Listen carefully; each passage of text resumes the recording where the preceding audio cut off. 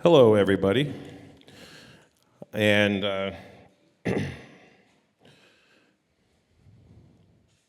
I want to convince you to raise your family on a homestead, a farm, ranch, or small business. And this is a picture of my family here. That's my daughter, Cypress, on the left, my wife, Shallon, and my son, Cash, there on the right.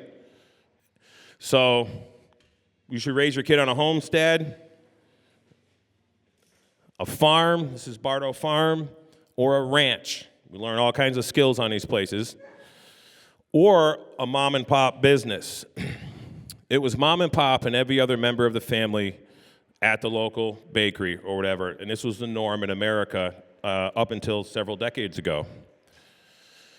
I'm going to give you some examples of a small business that builds sovereign skills. So those there on the left is the skid steer, and those other machines are excavators. There's no reason why every 10-year-old kid that is raised on a homestead or in a small business can't operate every one of those machines. And I've seen many 6- and 7-year-old kids operate excavators and skid steers. Turn the page. Landscaping is another great family business.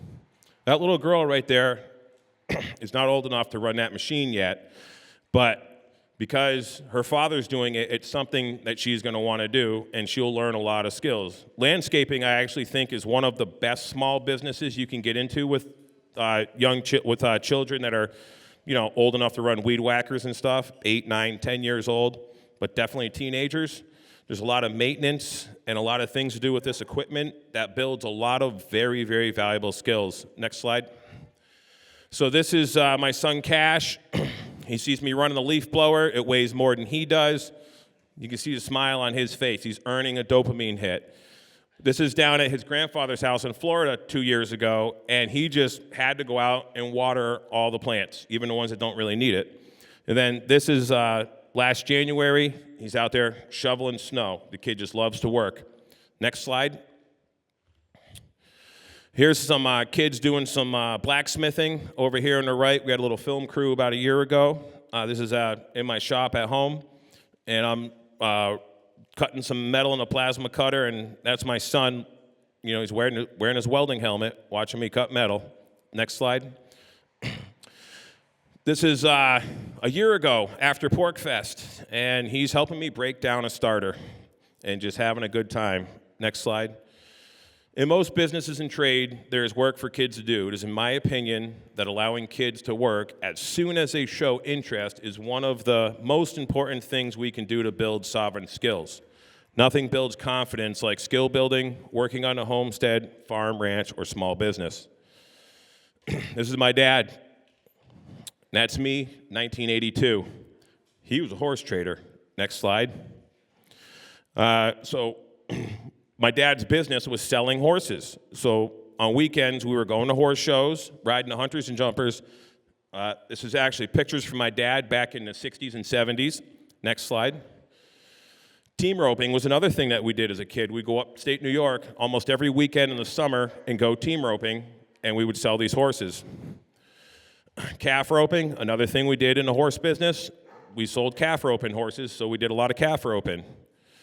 And we drove around in old trucks that had no payments on it, just like this. So this is kind of where I learned how to fix things, because we had to fix it. We weren't taking it to a dealership or a mechanic. And these are my dad and my brothers. I'm on the left, my brother Josh, who's here, my brother Dustin, and Chris, who may be here later this week. We did a lot of trail riding. So some skills we learned is Josh here is now a professional farrier. His daughter, Fiona, is over here on the right. Next slide. You might want to turn the volume down. Oh. And these are some examples of kids who have been allowed to work as soon as they showed interest. Next slide. And this should be a video here. Probably hit it again to play. So this is Fiona 2 years ago, my niece, at 9 years old. So right there, she's pulling nails out of the pony's shoes, and she's pulling off the shoes, cleaning up the shoe to use to reset. From the grave. String band There she is, cutting some of the sole out of the pony's hoof. And she's nipping the hoof. This is precision work. You got to do this just right, or you'll hurt your horse, or you'll lame your horse. I see a lady spitting at the knickerjacks, businessman with a needle and a spoon. Coyote chewing on a cigarette, pack of young boys going howling at the moon. She's rasping the hoof down a little bit, working on the heels, nailing some nails into the hoof. There she's cutting the clinches. That's how the nail stays on when you clinch that piece of metal over. There she is. Right there is setting the clinch, just bending the metal over on the end of the nail. Dad's helping her, filing it off so it's smooth, the horse don't cut his legs. A little finish job there.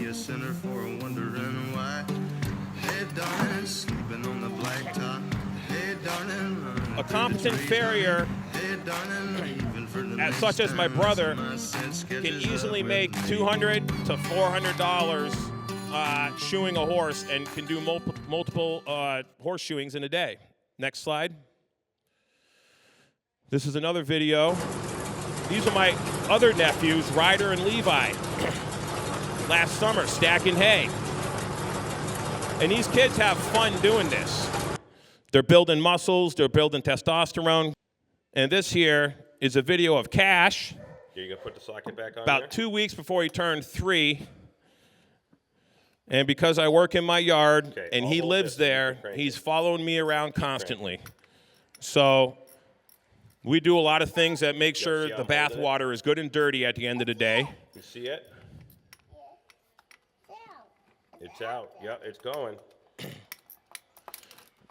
I never yell at my kids for getting into the tools because I want them to have a good relationship with tools and not be afraid of work. And by just letting them do these things, wires his brain that this is stuff that we do and we're going to have fun doing it. And you just turned 3 a few days ago. And is this the first time you took a starter apart? Yeah. Yeah. Okay. Now we're going to take the Bendix gear off. Next slide. For a society to exist where freedom is the answer, then our posterity needs to be useful, resilient, valuable, competent, have purpose, good work ethic, and proud to have responsibility. You guys should get your camera ready. I got some infographics I'm not going to totally read out coming next. Next slide. Take some pictures of this. Confident people don't need governments. People who are afraid beg for government solutions. When's the right time to put your kid to work? As soon as they're ready. This was Cypress's first job, collecting eggs. At 8 months old in my front carrier, I would bring her up to the chicken coop, open up the door, and she started grabbing the eggs at 8 months. Couldn't even walk, and she was picking up eggs. Next slide. This is a little video.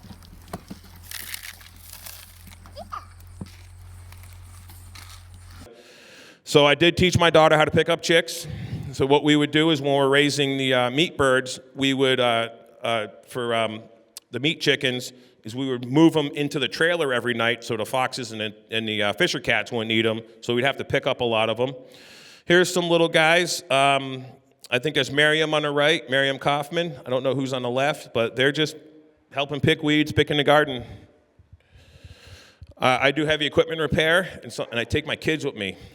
So I had Cypress just go clean a bunch of dirt off of an excavator, or that's a skid steer, but that's a little excavator track shovel, and she'll go do that. She likes doing that kind of stuff. The sooner the better to put your kids to work. If you look at the blue line, the brain's ability to change in response to experiences drops off pretty hardcore at 6 years old. The first 6 years is super important, and the amount of effort such change requires, it starts increasing as the brain becomes more fully developed. So earlier the better. Give me the child for the first 7 years of his life, I will give you the man. The first 7 years is the most important.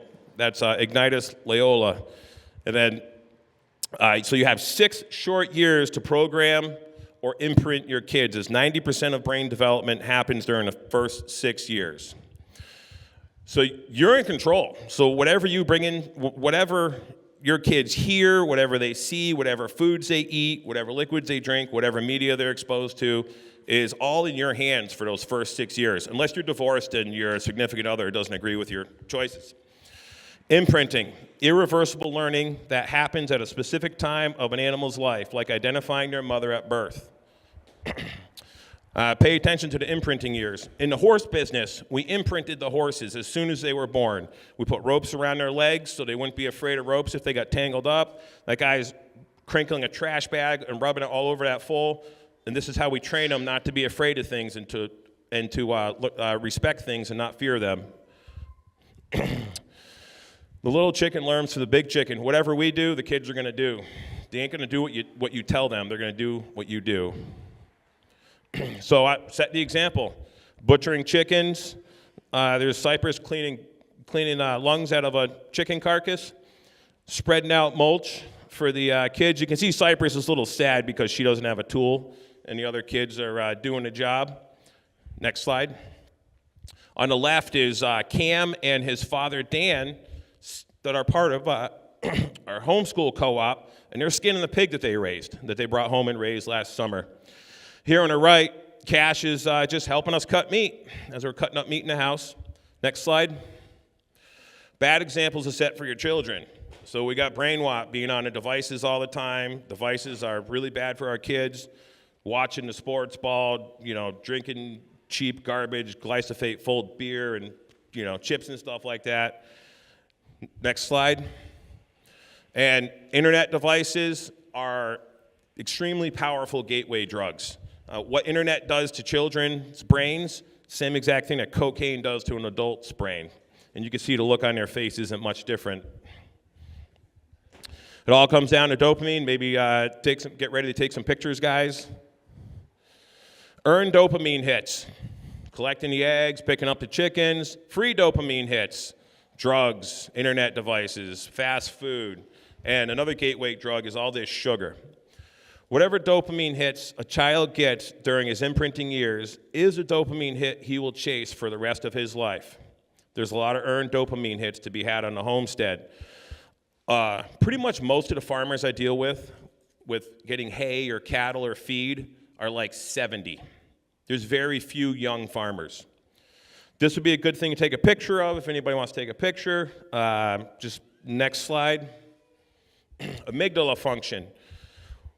The amygdala is part of the brain that controls fear. It is stimulated by internet devices, by violence, and we do not want to stimulate the amygdala because it programs fear if children are constantly stimulating the amygdala. We want to stay away from fear.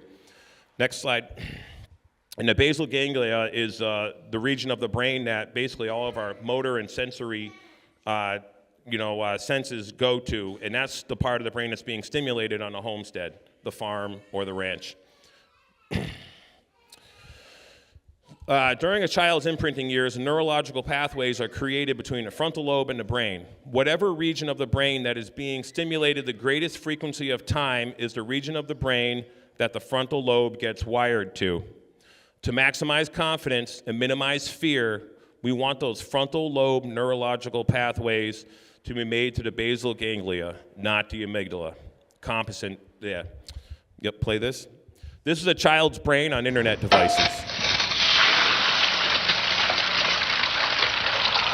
This is a child's brain on a homestead, the farm, the ranch, or the small business.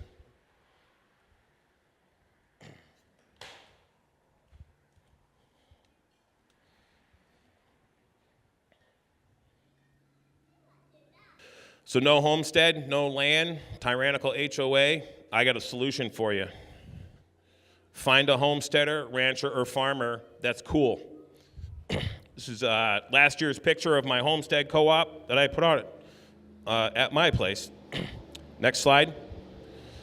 So when Cypress was born, I was like, well, the men kind of suck for like these 20 and 30-year-old women. There are a bunch of soy boys out there, and they're just like, it's kind of scary, for the future. We're not having babies, so I want my daughter and my son to be raised on a farm.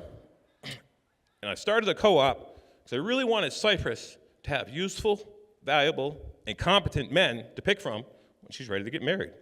So I invited my libertarian friends over to my house with their kids to learn some skills. Next slide.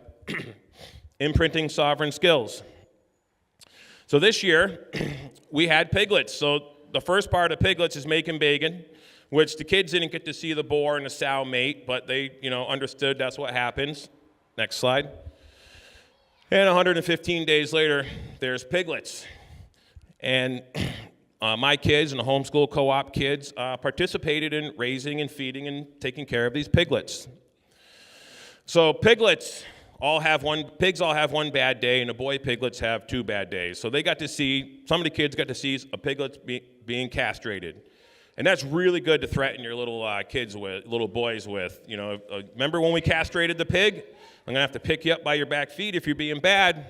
And then we feed the pigs a whole bunch. And then we spread out mulch hay and we clean up their poop and stuff.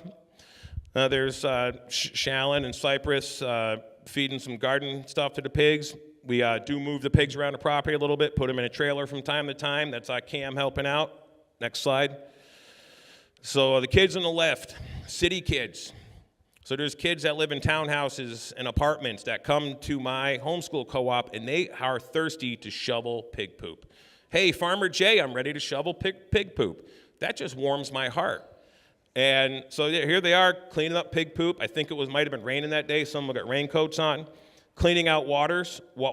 So the kid spraying the water is Artie Kaufman, and we're going to clean them out. And these kids do a good job. Next slide. And then, the piglets were born in, I believe, April and December. This is how big they are. You saw how little those piglets were next to Cypress. This is how big they are. So the kids are helping us, or watching us, gut the pigs. And they're learning all about it. Next slide. So then the pigs got it. We're burning a little extra hair off that one. And, they're just all part of this. And then it comes time to cut and pack the meat. So this is just in my kitchen with some of our homeschool co-op families. This is Rachel Goldsmith over here on the right. And she's helping us cut and pack pork. And she took a half a pig home with her, I think. Next slide. And the kids are like, we want something to do. So we just give them slabs of lard and really sharp knives, and we let them cut pork. Next slide. And here's this again, Cam getting right into it, helping skin that pig. Sharp knives. When a child is exposed to the process of breeding pigs, the piglets being born, feeding, caring, slaughtering the pigs, and then cutting and packing the pork, their confidence in their ability to feed themselves and their family grows, therefore minimizing their fear of going hungry. What does a mom or dad do when they fear they cannot adequately feed their children? In most Western culture, they beg the state for welfare. One way to motivate people to surrender their sovereignty is the fear of their children going hungry. We also, last year, raised 50 meat birds in the spring and in the fall with the homeschool co-op. So these on the left, in this slide here, this is hens, or these are chicks that we hatched from our own eggs. We got a little incubator, and the co-op kids come over once a week, and they get to play with the chicks. And we want these egg-laying hens to be super friendly anyways, so it's good to get the kids playing with them. Here's Cash feeding grain to the chickens. And my kids love playing with grain. And we made a lot of mess and wasted some grain the past couple years, but I think it's worth it. And here is Cash and Cypress working on watering the chickens. So you see over here on the right, there's some grass he's putting in that waterer. That's what we use to scrub the slime out of the waterer when you're out in the field, and then we just rinse it out with some water, and they're good to go. Next slide. And here is chickens all rounded up in a trailer before we're going to butcher them, or before we move them to another grazing area. I'm not sure I think this is a butcher day.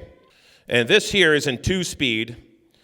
This is Arthur Kaufman, Jeremy Kaufman's son, and I got some video of him last fall working on cleaning the chicken coop, but the video was like 2.5 minutes long, so I decided to double speed it. So This little chicken coop is something that a friend of ours gave us, and it's got a linoleum floor in it, so it cleans up pretty nice. And he's just working away at scrubbing and, getting all that crusty stuff off the floor, cleaning it out real good.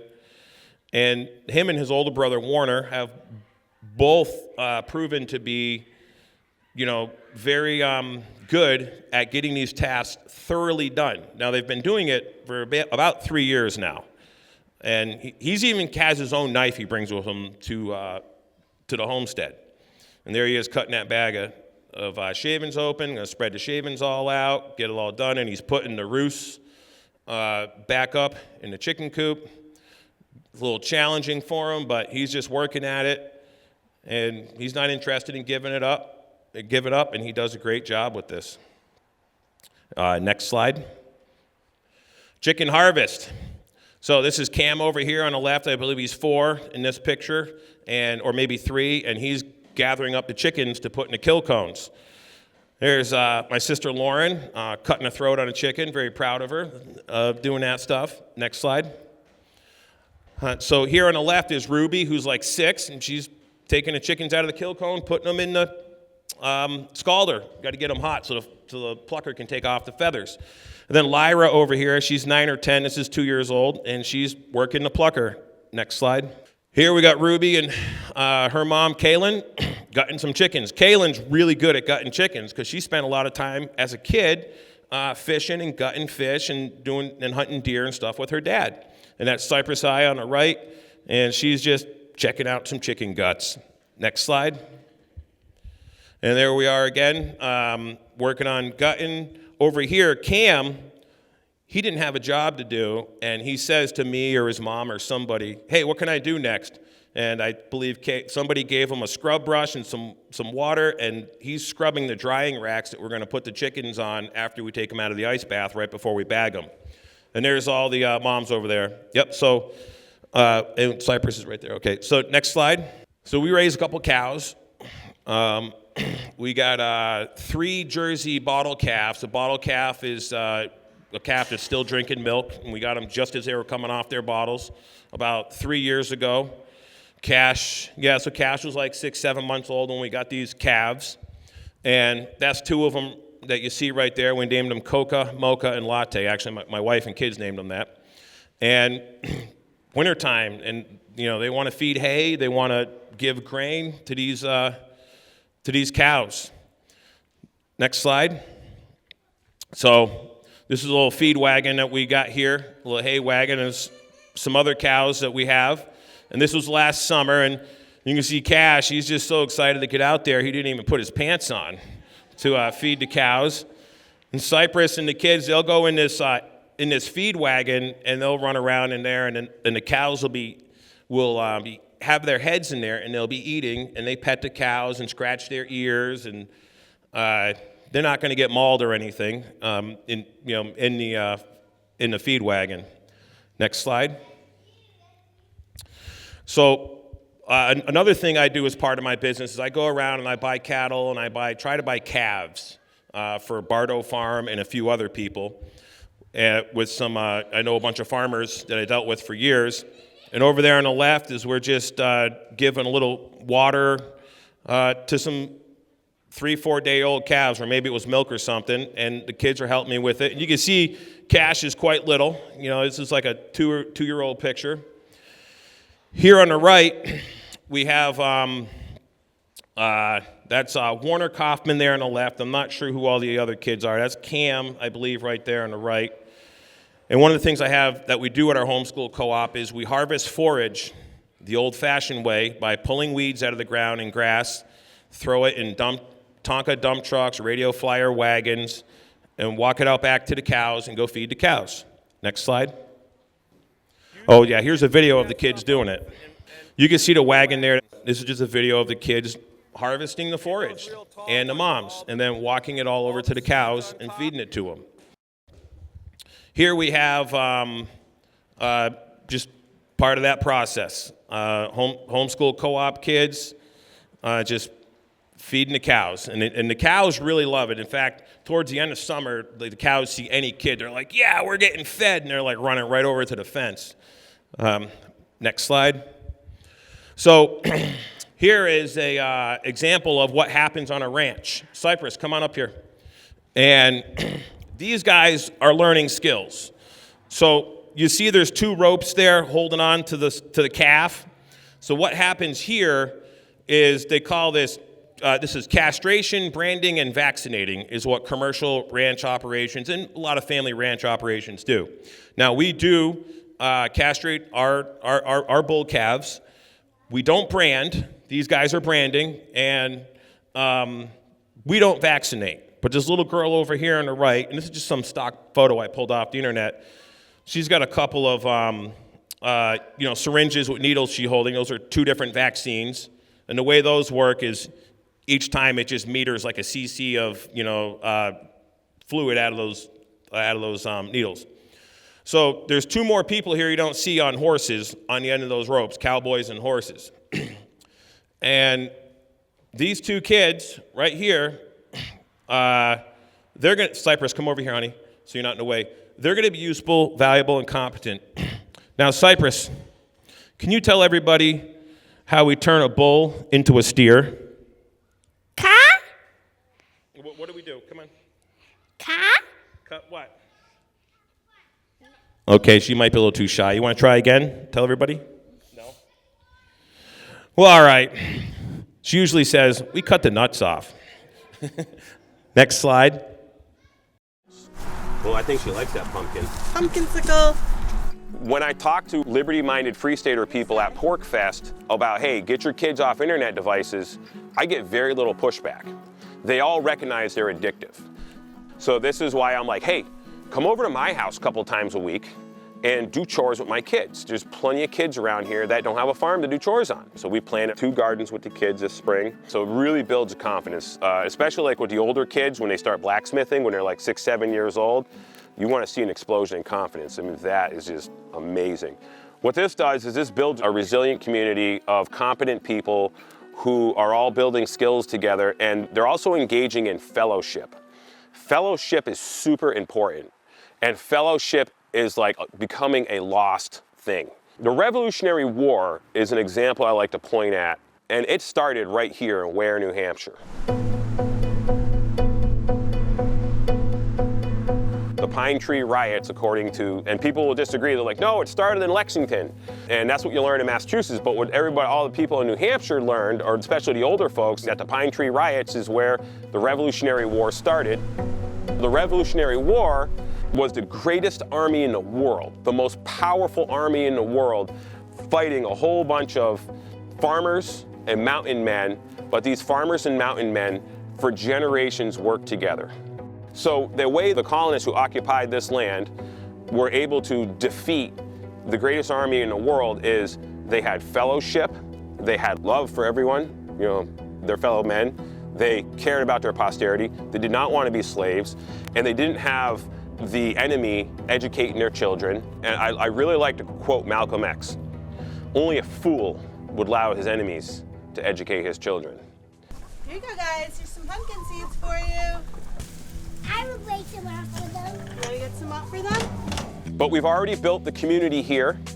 Please come to New Hampshire if you have similar values. We need you. We need to increase our strength in numbers. The future I see, I believe in these good things coming because the kids love homeschool co-op in general. It really builds resilience, competence, confidence. It's just a great way to build work ethic and skills and value in your kids.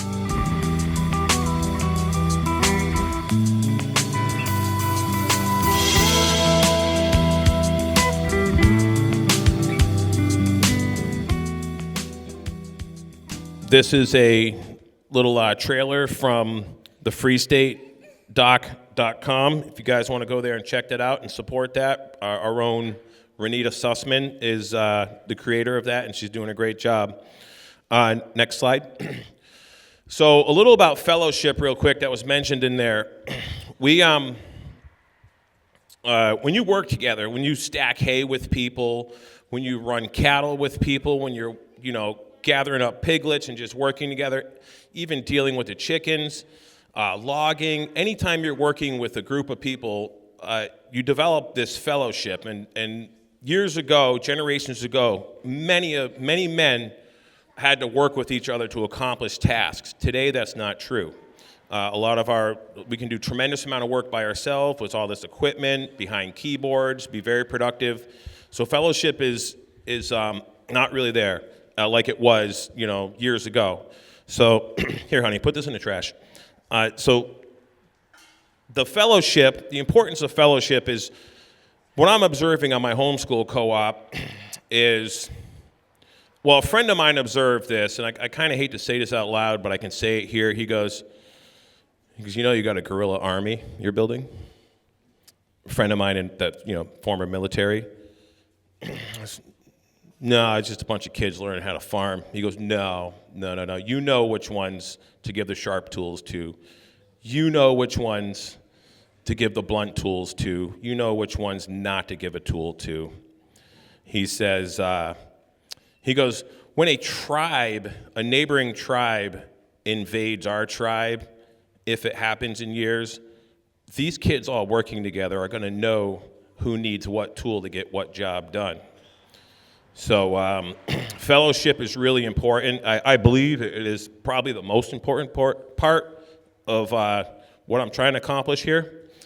So confident moms, happy kids. Next slide. So if anyone here has a skill, whatever it may be, any skill, electrical, woodworking, if you have a small business, such as landscaping or contractor, construction, you have skills. And I want to encourage you to do your own man camp. Man camp is a thing I started years ago. I've officially sort of kicked it off here at PorcFest in 2019. And it is my plan to restore confidence in mankind. Because confident people, like I said, don't need governments. So everybody can do their own man camp. Even if you live in like an HOA neighborhood, and you got a garage, you could probably get away with having an anvil and a forge that you pull out in your driveway and invite the neighborhood kids over to do some blacksmithing, for example. If you're a woodworker, you're a retired. And guys that are retired are really the best ones to be doing this because you got the time, and especially if you're a retired craftsman, teach your craft to some kids. Imagine a neighborhood that you live in if you take the time and just invite a handful of kids from the neighborhood and just start teaching them your craft. How much better is your neighborhood going to be in 5 years, 6 years, whatever? So let's say you're a young guy, you're like 30 years old, you got a small business, and you take some time out and you teach some of your friends' kids or kids in the neighborhood about your business. So what if they're just 6, 7 years old? But by the time they're 13, 14, 15 years old, they're going to be wanting to use this skill to get some money so they can buy some stuff, like a car or whatever. So we know as small business owners, one of the most difficult things we have is trying to find someone to show up to frickin' work that actually wants to work. And so if you can start teaching Generation Next 10 years before they're legally able or really ready to work your job, you can't be going and taking 12-year-olds on 3 stories up the scaffolding to build a chimney, but you can send them off with a weed whacker. So anyways, teaching any trade, and the woodworking, the gluing the stuff together, things like that, simple things, even if there's tools involved, you got to be careful. There's things you can do, but if you have a skill, you should open up your home or your shop or your business to teach Generation Next your skill. And you'll have a really much improved neighborhood years down the road if you do that. Because I think if you're not teaching kids the skill, then you're not being part of the solution. And if you're not part of the solution, you're likely part of the problem. Next slide, please. Are you a parent who would like some encouragement, ideas, or consultation on what to do with your kids in your specific situation? Please do not hesitate to reach out to me. My email is j@jnoone.com. I check it about once every 3 weeks, so don't get too excited. If I don't get back to you right away. And a lot of you guys can hit me up on Signal and Telegram. Next slide. Are you an influencer? So a couple things with influencers.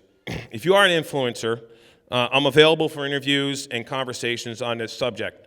Also, as an influencer, if you could pass on the word of doing something to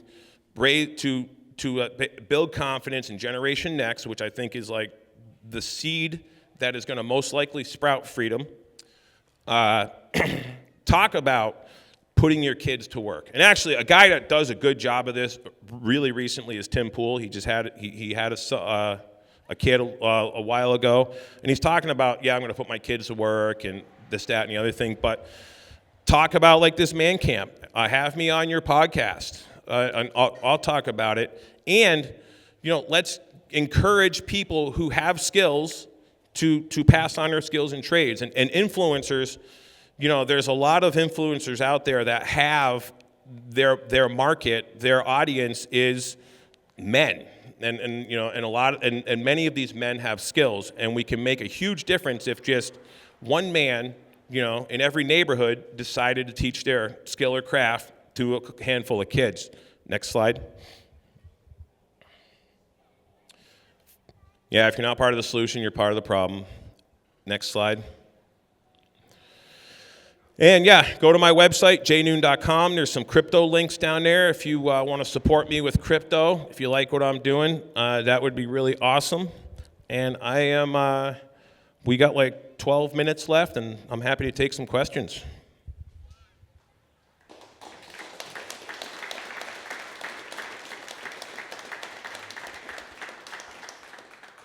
Or comments. Microphone's right there in the middle. When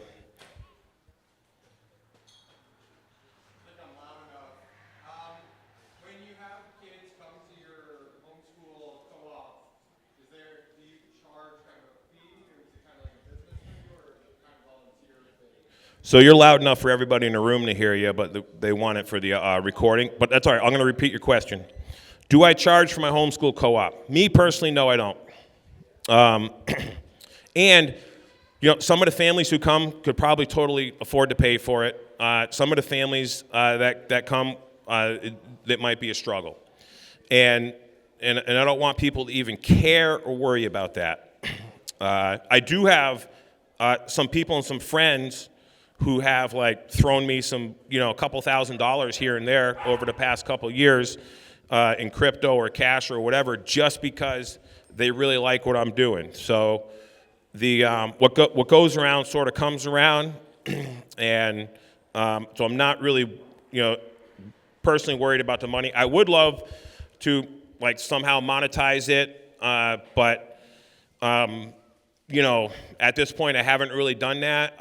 I do make pretty okay money when I can actually get to work and fix or weld something.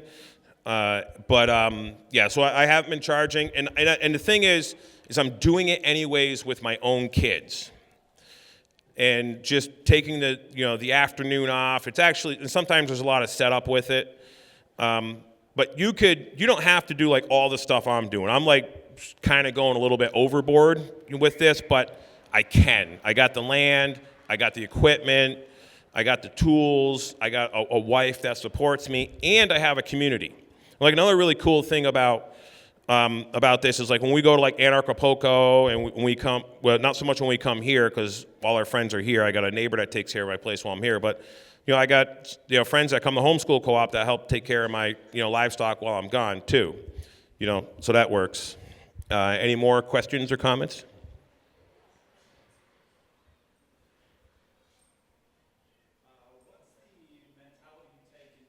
Involving children in your day-to-day activities, because it takes a lot longer when you involve them, and sometimes you need to get things done, but when they're showing interest, what's your experience with this?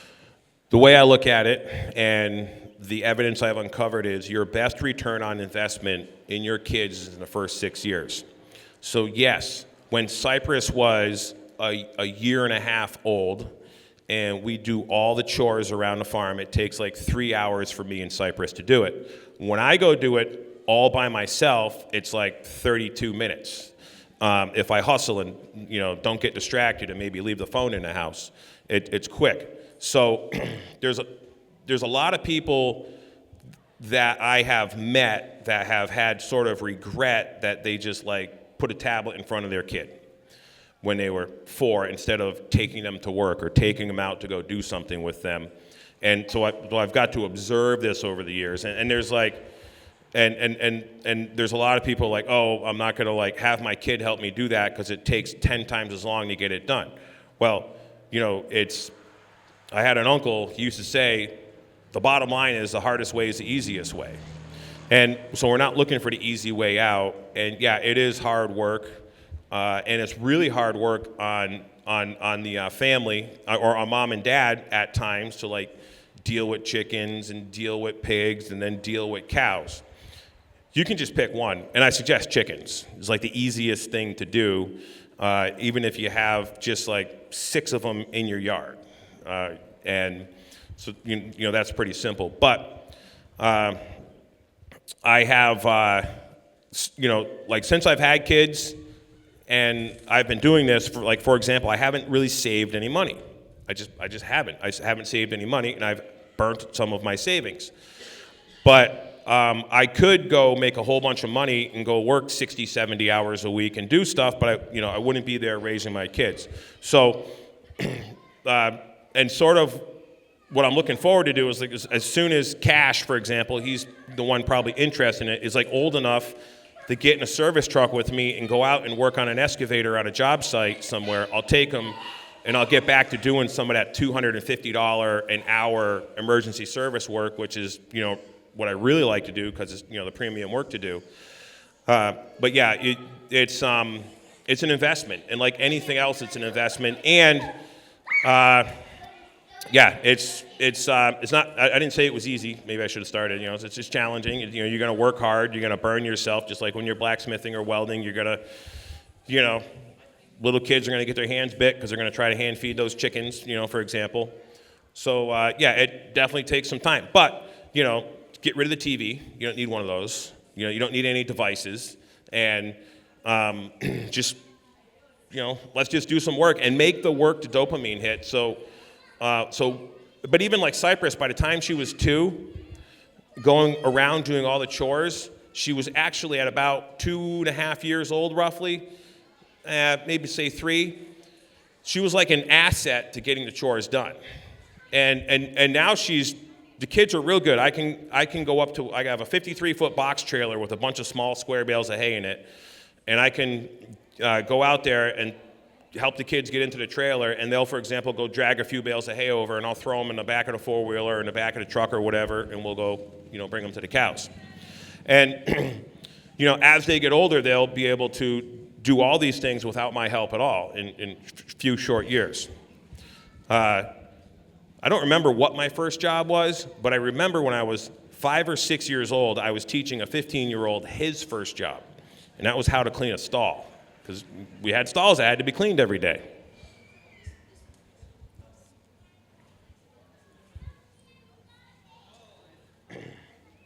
Anybody else? We got 15 minutes left, so. All right. Well, yeah, go ahead. And I'm happy to answer questions. Hey Jay, you're doing good work there. This is kind of silly, but do you ever think about what will happen when your kids go off to college and maybe start liking a soy boy or a soy girl, and you're hoping this stuff will keep with them even through those years? Well, I can tell you I've met, I don't mean to pick on any groups of people, but I've met, plenty of accountants and computer programmers and lawyers and bureaucratic class people like police officers and code enforcement guys that have been like, oh yeah, I milk cows on my Uncle George's farm. Or, my dad had a farm, or we used to bale hay all summer long. And the thing is I know a bunch of farm families. There's a guy over here in Charleston, New Hampshire, I buy some hay from, and he's like 77 years old, and he has 4 kids. And all 4 of his kids worked on the farm with him growing up. Today, they all work high-level corporate jobs. They sit at desks and behind computers, and these guys make a lot of money. They make, like, his one daughter makes like $350 a year. He's got a son that's, somewhere in $500,000 a year. And I'm with this guy 2 years ago stacking hay, and I'm like, dude, you got like a half a dozen or a dozen grandchildren, right? He's like, yep. I'm like, where are they? He's like, oh, they're getting their thumbs fat using their tablets. And I'm like, oh, okay. And, his grandkids are like, from like toddlers to like 14. So I said to the guy, I says, well, here's a suggestion for you. I go, why don't you just tell your kids that, everything that you own, that you're going to donate it to the church. You're not leaving anything in the will because they're not raising the grandchildren properly. And he's really pissed about this whole internet thing and these kids being, programmed to be algorithmic slaves. And this guy doesn't even have a cell phone at all. He's 70-something years old. And you call him on his house phone. So, I don't know, 3 or 4 weeks later, a month later, I show up there to get some hay from him. And this woman gets right in my face, and she is pissed. It's his daughter. And I notice there's a couple of kids stacking hay. You told my dad to cut us all out of the will. I'm like, well, I suggested that he do that. Yeah, sounds like a proper thing to do. If your kids are just going to be playing with tablets all the time and not growing up to be useful, valuable, and competent. And I said, she goes, well, I got him here now, and then and she was sort of pissed. And she didn't really talk to me anymore. We stacked up some hay, and I left. Well, I went back there the next spring, and she shook my hand and thanked me very much for motivating her to put her kids to work. And the old man's like, oh yeah, I can stay in the tractor and the air conditioning the whole time now. And the kids are just, so 2 of his daughters bring all the kids, and they're just stacking hay. So that's sort of the way it goes. And the thing is, the kids who grow up on these farms, kind of like in school, like the kids that are jocks that like constantly played a sport, they're doing football, they're doing basketball, they're doing track. Those guys generally turn out to have really awesome work ethic, just like the kids on the farm. But the kids on the farm are worth, you know what a farm kid's worth is sitting in an excavator all day as a union operator, like, $60, $70 an hour, and you go ask any small business, would you rather hire a 24-year-old college graduate that has a degree or a bachelor's or whatever, or would you rather hire a 17-year-old farm kid to work at your business? And they're going to pick farm kid all the time because small business owners, especially if it's like a restaurant, a repair shop, whatever, they understand these things. So farm kids are tremendously valuable in like the tech world, in the accounting world, because earning your dopamine hits doing work. What's a guy worth that's competent and valuable and can focus and like work on like a computer software project? I don't know the answer to that question. Half of you guys do in the audience, I'm sure. So yes, all the kids that grew up working with grandpa, working with dad, running a sawmill, whatever it was, milking the cows, mucking the stalls, training the horses, that go to corporate world usually do really, really well financially. And then they, some of them are like, oh yeah, we'll just send the kids to daycare and, we'll pacify them with internet devices and, things like that. And so things like, it's the fourth turning. Strong men make for good times make for weak men make for bad times make for strong men. So, we just sort of need to keep these things in mind. So, just a kind of a general homesteading question. So and obviously things progress on the farm as you grow and you can build more and acquire more animals and stuff like that. But starting off here in New Hampshire, kind of what's a reasonable budget to be expecting to get started, including land? How much? Well, including land. Okay, if you want to buy land or buy a house, I suggest you buy something that a realtor will not list, which is a house or land that for some reason can't get a bank mortgage. And generally, the guy who owns the property needs to get out of it, but because either it doesn't have a real septic system, or it's too close to the road, or it's built like way out of code, or it's just an old rotted out piece of junk, basically what I bought, can't get a bank loan.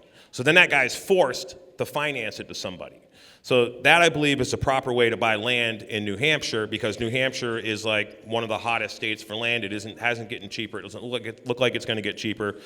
But the only reason land and homes are really expensive is because we have this Federal Reserve printing money out of thin air, creating an artificially low interest rate. So if we can find land, doesn't qualify for that. So I can't tell you what land's going to cost you or about land.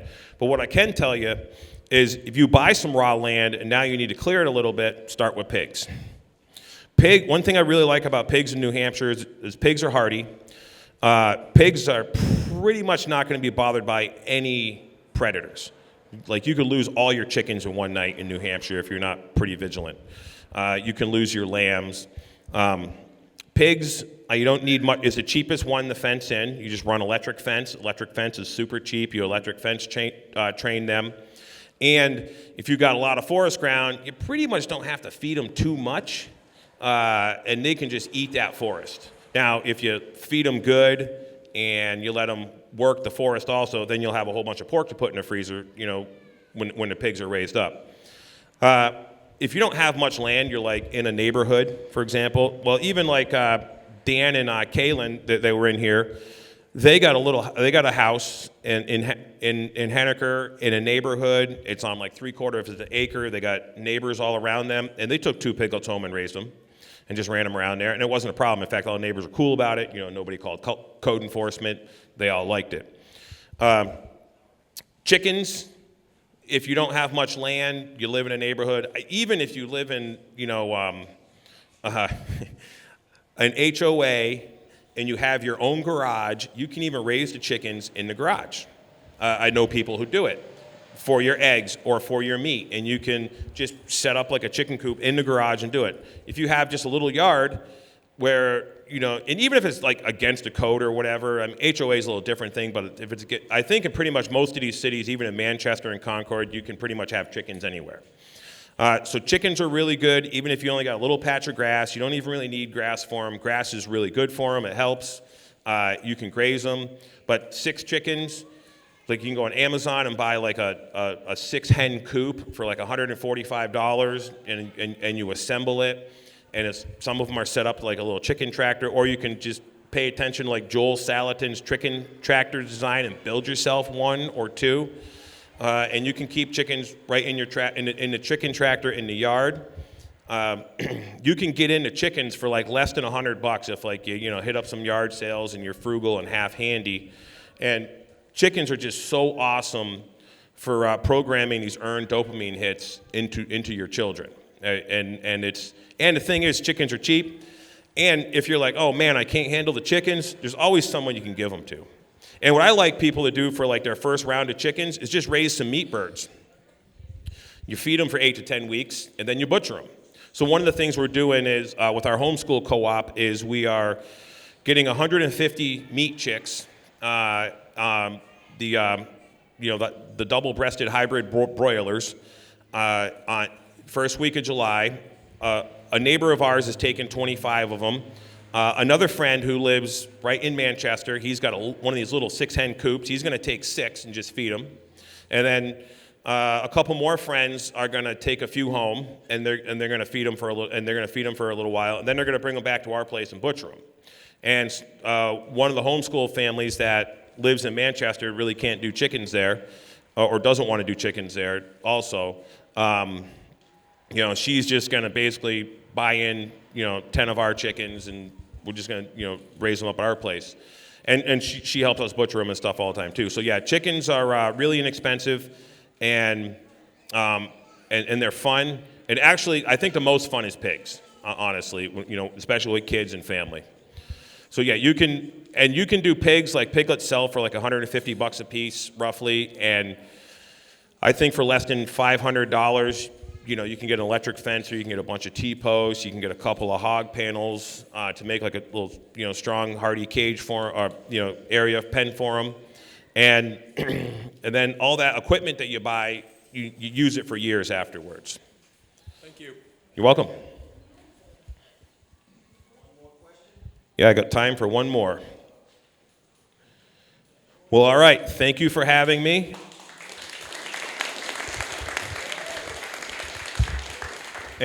And please do not hesitate to reach out to me. I really want to help people, to build confidence in mankind. That's really the ultimate goal here. Thank you.